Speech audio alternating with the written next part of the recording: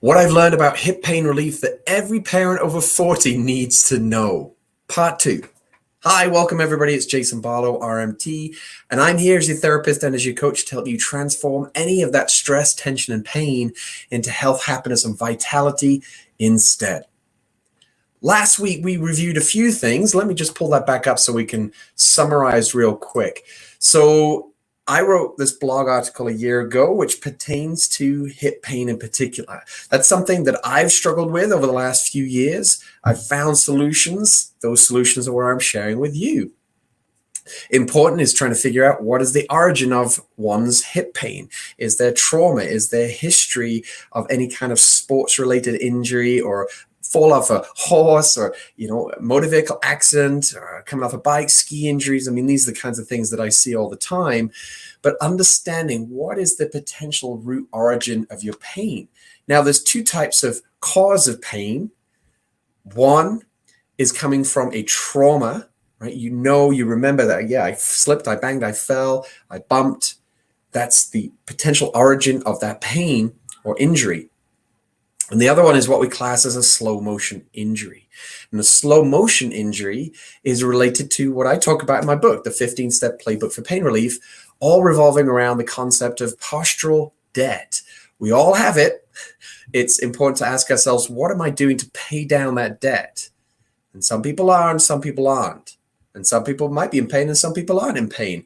But I tell you this, you will do a lot more to get out of pain than you would to seek pleasure. Just check that for yourself. I know that applies to me. I will do a lot more when I'm in pain than I would when I was seeking pleasure instead of avoiding the pain, as in I've got pain and I need to get out of it. Now, what I'm getting into as far as that slow motion injury is that we're accumulating all day, every day. We're accumulating by virtue of our postures that we're choosing to engage in and participate in and perform in. We are accumulating muscular habits, and those habits are either creating harmony or disharmony in the body. Now, if it's disharmony, it might not just immediately tell you, hey, you need to stop doing this. And even if it did, you probably wouldn't stop unless it was sharp pain. So that's what the body eventually resorts to, is if we're not listening to the communication signals, the early signs, the early warning signs and symptoms, then the body will just keep escalating that up the chain of command, so to speak, until finally you drop. Quite literally, I've seen lots of people that have literally, mature men and women that fall to their knees in pain. And finally, they do something to remediate that pain. The question is, are they doing enough to prevent it from reoccurring? And that's the crux of it all, is we very often will do whatever we need to do, go to any length, any cost even, to get out of pain. But once we're out of pain, we almost stop.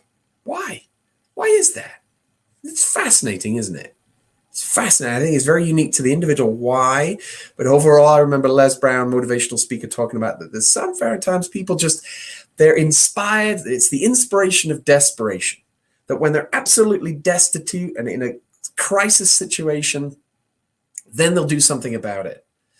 And Dr. DeMartini talks about this from a human behavioral, psychological point of view, that will either make the determination, the intention of determination, I shall reset my vocabulary and do that again. We either set that determination and intention to make a change. We're driven, we're committed, we're following through, we're determined.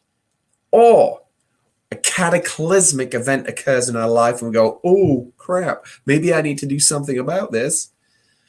So there's two ways. Which one do you want?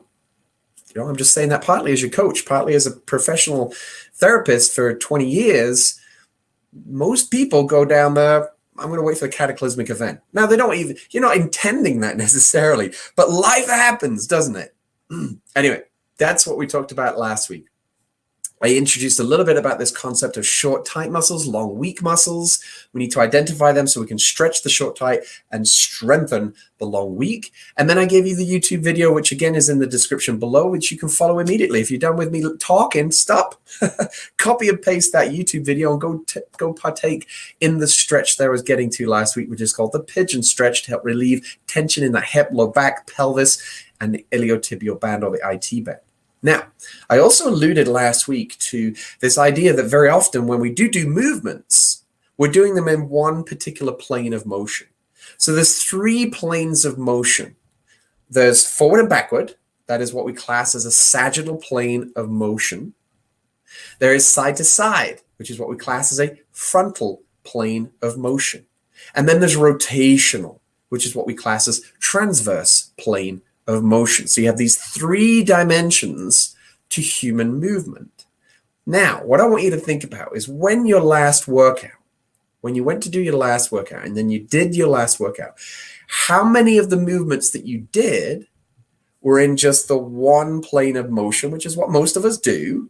It's just a habitual thing as much as, lack of education, not knowing.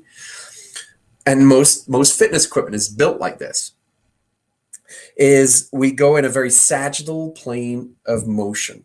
So running, cycling, rowing on a static rower, elliptical trainer, treadmill, track running, most resistance machines, if you're doing barbells, if you're doing pec deck, pushing, pulling motions, they're traditionally in a very sagittal plane of motion. It's only really when you step away from machines or you introduce some side-to-side rotation and change of direction in your running and outdoor type of stuff that then you start to expose yourself to those other 2 dimensions.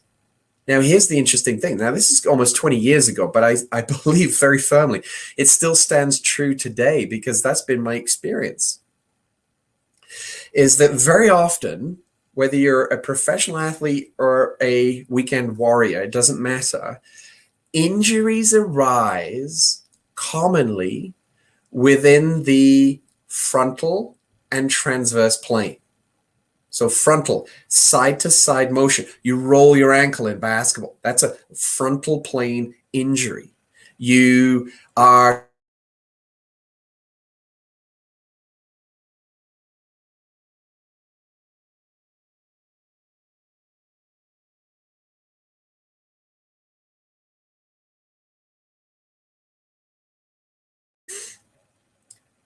So what I'm getting at here is I want you to understand that most injuries that you run the risk of experiencing are either going to come from that frontal or transverse plane. Why? Because you're not training your body for those motions, which I'm going to come back to, and or you're just doing an excessive amount of sagittal plane motion. Your body's becoming overtrained, fatigued, tired, overstimulated in that plane of motion, a little bit bored, to be honest. Maybe psychologically you're getting bored, but you're going, no, I'm going to push through. And you have the ability psychologically to override what your body's trying to communicate with you. Because you're not listening to your body, then what happens is you completely bombard it to the point it has a tipping point where it says, I'm done. And you have pain production. Pain is a warning sign. It's a communication tool from our physical body to say, hey, you've been doing enough of this. I'm tired of it, and you need to change it up. And that goes for people who love to run, and I get it. Like you love to run, but you're doing it year round. And all you're doing is continually increasing, demanding, increasing, demanding.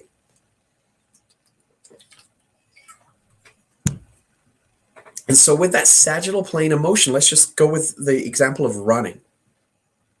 You're doing so much of it, and you're not periodizing your program, which means that you're not having rest cycles.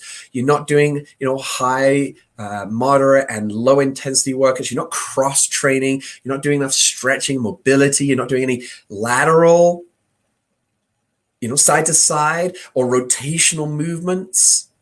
So as a consequence, then you're just overloading the motions of forward.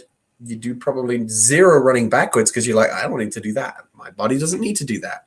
Well, I would question that. The body is designed to run backwards. It's not efficient, but in basketball, we are running forwards and suddenly there's a transition of basketballs going the other way. We got to run backwards. Sometimes it's a motion.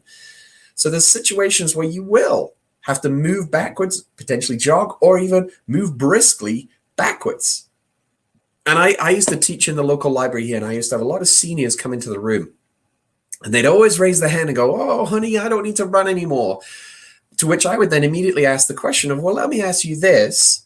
Do you have young grandchildren? Okay, great. What ages? So they're walking, right? They're 2 to 4 years of age. Do they ever take off of you or away from you? Well, yeah. So what do you have to do if you want to stop them from running on the road and getting hurt? Well, I have to run. Oh, so I'm not saying that you have to run a marathon, but you need to be able to run, because what if in an emergency situation, you need your body to be able to express the performance of running, but you've not done it for 20, 30 decades. No, that's not right. 20, 30 years or 2 or 3 decades. That's what I was trying to say. Then as a result, you're going to cause yourself an injury because you've not exposed yourself to that plane of motion.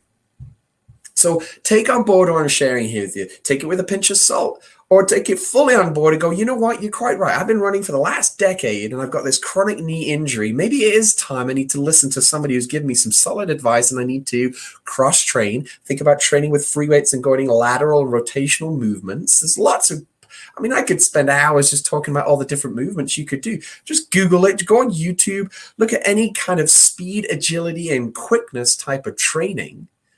And you don't have to go full tilt. You can do the movements, but just do it at 50%.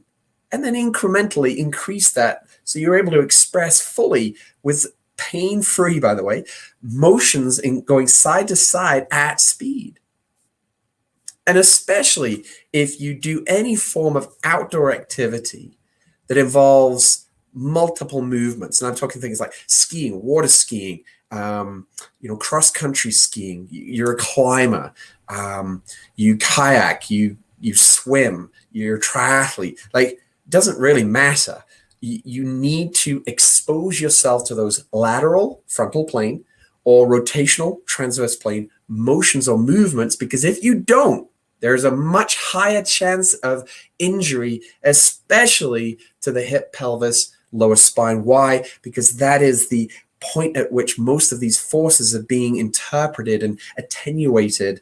So all those muscles that you're training with those different dynamics of movement in 3 dimensions, you are preparing yourself more, your body especially, more wholeheartedly for what you might suddenly expose yourself to at any given moment in time. Okay, I think that's good for today. I will have a part 3 to this next week, in which I'm going to share with you more the emotional contributions to hip pain in particular, but overall pain of any kind. It's fascinating. I'm truly intrigued by all of this, and very often there can be a tie-in at the very least. I'm not saying it's the primary cause, but there's often a tie-in to it. And in certain situations, as I've seen in my career, it's actually been the trigger and the cause of pain, fatigue, lethargy, and so forth, especially from my experience with patients I've treated in the past with fibromyalgia. So if that intrigues you, jump in next week, part 3. Thank you very much for joining me. Remember, go get my book while you still can, jasonbarlowrmt.com. Leave me your email and I'll fire off a digital copy straight away. Thank you. I bid you a great day and see you next time. Bye-bye.